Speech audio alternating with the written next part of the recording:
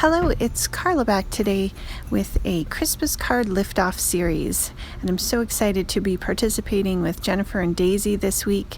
Today we are lifting a beautiful Christmas card by Antonia Florence from Taffleberry Lane, and this is her card, and this is the card that I've created. Both Jennifer and Daisie are going to create this card as well, and I will link their channels below.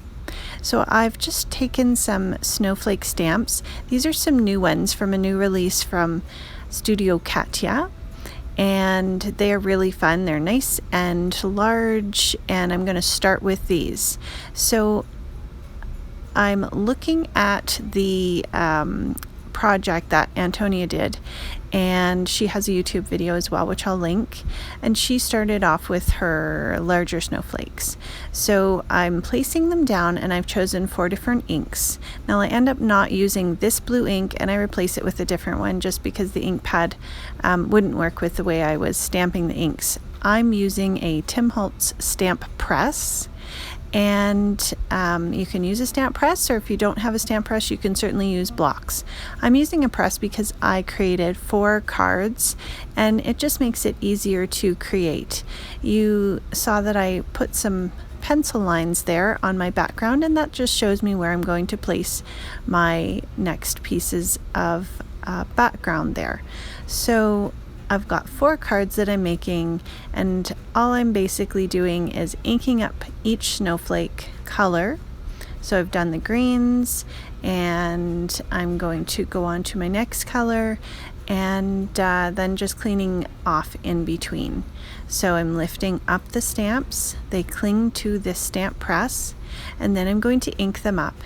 In between, I don't show all the presses. I do 3 or 4 presses with my inking it up, pressing it on, just until I feel like it has a really good layer of ink. These are new stamps, and so I felt like they needed to be inked a little. I needed to clean these off really well. Usually I just use a baby wipe, but because I inked them quite well and did 4 different layers, I decided to clean them with some Ranger stamp cleaner that works quite nicely. I've just grabbed some Craftin' Kimmy stamps here. This is the Elf-tacular set, which is very cute and has 2 little tiny stamps in it that are little snowflakes. And then this one is the Quiet Christmas from Hello Bluebird, and it as well had a bunch of little stamps. So I'm inking up the blue layer now and just kind of fitting them in between, still keeping with an L shape there. And I'm heating in between just so I make sure that all the layers of ink are really dry. There was a few places that I did smudge, and after it was completely dry, I just took an eraser and erased those off, and it did come off. Now I have a Pink and Main snow globe stamp, and this had quite a large number of snowflakes in it. And I'm sure if you check your stamps that you have in your stash, you will find lots of snowflakes. You could also do this with a stencil. That would be fun as well. So I grabbed all the snowflakes out, and I'm using some archival ink in brown. And normally these colors are not colors that I would even think to put together, but I really love the way they turned out. And I think that's one fun thing about recreating a card that someone has done. It's a little bit easier. You don't have to think of all the details, and you're also trying something new. So I'm taking a Merry Christmas from another Studio Katya set. It's the Origami Winter set, and I'm inking it with Versamark ink, which is a sticky ink. And that's going to allow this embossing powder from Emerald Creek to stick on. And this is spiced candy. It's one of their aroma powders, and it actually smells like cinnamon. It's really beautiful. So it does continue to smell even after you've heated it. So that's a nice and shiny. You could also just stamp it with with a just an ink, or you could put a die cut on there. So I think make sure to think out of the box and do whatever works. So Antonia had put on a die cut for her candy canes, but I had this candy cane stamp from Emerald Creek, and I decided to use that. I'm embossing with another Emerald Creek powder, which is O Canada, and it has red and white flecks in it, so it almost has a bit of a vintage look, which I thought paired well with this candy cane image. And the powder heated a little bit darker, and then once it cooled to a beautiful red. And I'm just fussy cutting that by using my scissors to cut around the edge and turning the paper rather than my scissors.